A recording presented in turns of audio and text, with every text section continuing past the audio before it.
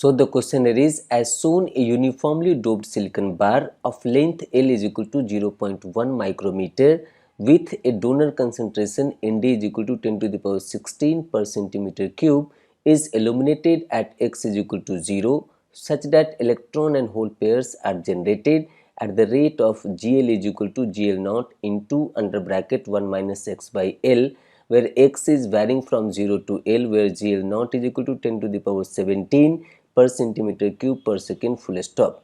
Whole lifetime is 10 to the power minus 4 second. Electronic charge Q is equal to 1.6 into 10 to the power minus 19 coulomb. Whole diffusion coefficient dP is equal to 100 centimeter square per second and low level injection condition prevails full stop. Assuming a linearly decaying steady state, excess hole concentration that goes to 0 at x is equal to L, the magnitude of the diffusion current density at x is equal to L by 2 in ampere per centimeter square is fill in the blanks full stop. ये question पूछा गया था 2017 में इन set 1 for 2 marks. तो यहाँ पर थोड़ा सा पहले हम लोग क्वेश्चन को समझते हैं। क्वेश्चन में दिया है कि uniformly doped silicon semiconductor of donor concentration Nd is equal to 10 to the power 16। इसका मतलब है कि at thermal equilibrium the concentration of electron as a N not is approximately equal to Nd and this is given here as 10 to the power 16 per centimetre cube.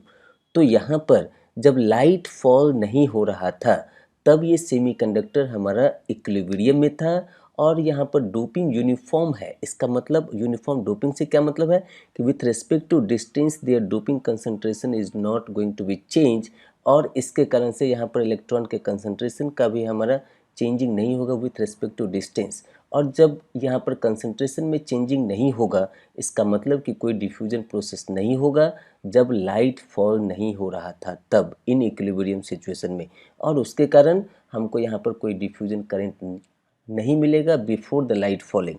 जब light fall होगा तो क्या होगा, तो जब लाइट फॉल होगा तो इसके कारण से हमारा एक्स्ट्रा एनर्जी मिलेगा अपार्ट फ्रॉम थर्मल एनर्जी। इस सेमीकंडक्टर को लाइट फॉल होने के कारण extra energy, light energy, photonic energy इसको मिलेगा। और हम जानते हैं कि यहाँ पर लाइट की intensity at the boundary of x is equal to 0 will be maximum, so that the excess charge carrier generated due to this light will be maximum at x is equal to 0। और यहाँ पर लिखा हुआ है कि ये हमारा जो एक्सेस चार्ज कैरियर है वो हमारा लीनियरली डिके कर रहा है इनसाइड द सेमीकंडक्टर। तो ये लाइट भी हमारा जब सेमीकंडक्टर के अंदर इंटर करता है, so this is also decaying due to that reason the excess charge carrier is also decaying. और यहाँ पर क्वेश्चन में मेंशन है कि ये लीनियरली डिके कर रहा है। इसका मतलब है कि अगर हम लोग ग्राफ को प्लॉट करेंगे तो यहाँ पर दिखेगा कि this delta P x, this delta का मतलब होता है एक्सेस चार्ज कैरियर, P का मतलब होता है hole, so that here this P is as a minority charge carrier holes in this N type of the semiconductor. तो जो भी हमारा excess charge carrier hole electron generate होगा, so with respect to distance x at x is equal to 0 the excess charge carrier concentration will be maximum due to light intensity is maximum at x is equal to 0। और ये linearly decay करके यहाँ पर as per the question दिया हुआ है कि जब ये x हमारा L के बराबर हो जाएगा तो उस समय में एक्सेस चार्ज कैरियर कंसंट्रेशन हमारा 0 हो जाएगा। और यहाँ पर पूछा है कि ये इस लाइट के कारण जो एक्सेस चार्ज कैरियर जनरेट हो रहा है उसके कारण सेमीकंडक्टर के इनसाइड में हमारा चेंज इन कैरियर कंसंट्रेशन होगा at each and every point. So due to that diffusion process will takes place and diffusion current will also flow. So यहाँ पर हमको x is equal to L by 2 पे diffusion current density निकालना है as per this question at x is equal to L by 2 पे। तो यहाँ पर साफ दिख रहा है कि ये जो हमारा एक्सेस चार्ज कैरियर है ये लीनियरली डिकेइंग है। इसका मतलब ये स्ट्रेट लाइन है।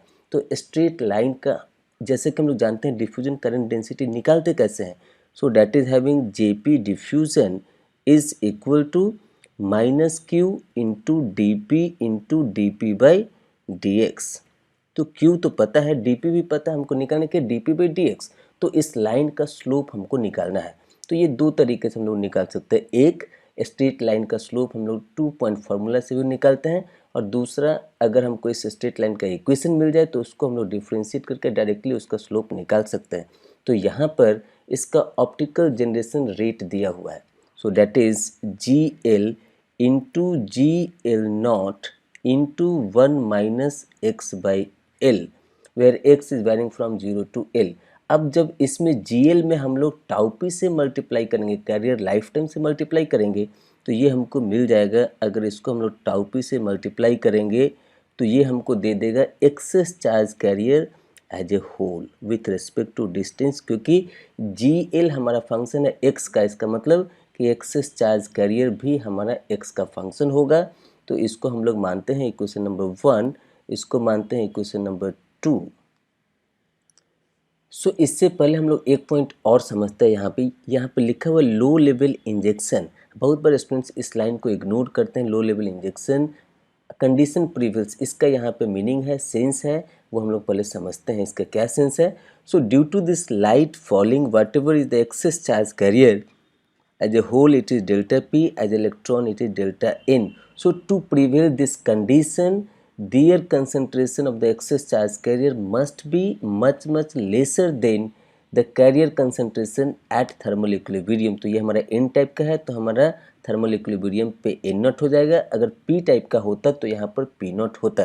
सो जो भी हमारा एक्सेस चार्ज कैरियर किसी भी पॉइंट पे मिल रहा है, at x is equal to 0, at x is equal to L/2, L/4 और at x is equal to L, जहाँ पे भी मिल रहा है ये एक्सेस चार्ज कैरियर की काउंट, एक्सेस चार्ज कैरियर का कंसंट्रेशन इस एन नॉट से छोटा होना चाहिए, तभी ये लो लेवल इंजेक्शन को प्रिवेल करता है। तो इसको अगर हम लोग चेक करेंगे यहाँ पे इस डेल्टा पी एक्स में आप डालेंगे एक्स इज इक्वल टू 0 और जी एल नॉट का वैल्यू, टाउ पी का वैल्यू, तो आपको मिलेगा this delta P at x is equal to 0, ये हो जाएगा 1 into 10⁻13 per centimetre cube at x is equal to 0, or at x is equal to L/2, this value will become here as a 1/2 into 10⁻13 per centimeter cube at x is equal to L/2 पे। तो ये हमको दिख रहा है कि ये value हमारा इस n नॉट के वैल्यू से काफ़ी छोटा है, क्योंकि n नॉट का वैल्यू हमारा थर्मल इक्विलिब्रियम पे 10⁻16 है एज पर देयर डोपिंग। तो अब हम लोग आगे का काम कर सकते हैं, ये चेक करना ज़रूरी है। That is the meaning of this low level injection. अब यहाँ पर हमने जैसे कि बताया कि आप इसका स्लोप, इस लाइन का स्लोप 2 पॉइंट फार्मूला से फाइंड आउट कर सकते हैं, या फिर इस इक्वेशन नंबर 2 को डायरेक्टली डिफ्रेंशिएट करके निकाल सकते हैं। सो अगर इससे हमको 2 पॉइंट फार्मूला से निकालना है तो यहाँ पर निकालेंगे, change like differentiation of this del px by dx is equal to P1 is the concentration of hole at x is equal to 0। मतलब इक्वेशन नंबर 2 में आप x is equal to 0 डालेंगे, टाउ पी का value डालेंगे, l का value डालेंगे, GL not का value में डालेंगे, तो यहाँ पे डेल्टा P1 आपको मिल जाएगा। So that I had assume here as a P1, तो P1 आप निकाल लेंगे। फिर इसी तरीके से eight x is equal to L/2 पे P2 निकाल लेंगे, डिवाइड बाई P1 हमारा कंसंट्रेशन है at x is equal to 0 पे, P2 हमारा कंसंट्रेशन है at x is equal to L/2 पे। तो इससे जो भी वैल्यू आएगा, जो भी स्लोप आपको मिलेगा, वो इस लाइन के डिफ्रेंशिएशन के बराबर होगा। तो यहाँ पर हम लोग इसको डिफ्रेंशिएट करते हैं। So differentiation of this del P x by D x is equal to क्या हो जाएगा, तो यहाँ पर ये G L naught is the coefficient 1 का डिफ्रेंशिएशन 0 माइनस ये x का differentiation dx by dx will become 1, so 0 minus 1 by L into tau P. तो यहाँ पर इसको हम लोग लिख सकते हैं minus G L naught into tau P divide by L. So यहाँ से जी एल नॉट का वैल्यू दिया हुआ है, जी एल नॉट का वैल्यू 10⁻17, तो ये हो गया 10⁻17 इंटू टाउ पी का वैल्यू दिया हुआ है 10⁻⁻4, तो दिस इज 10⁻⁻4 डिवाइड बाय ये एल हमारा दिया हुआ 0.1 माइक्रोमीटर।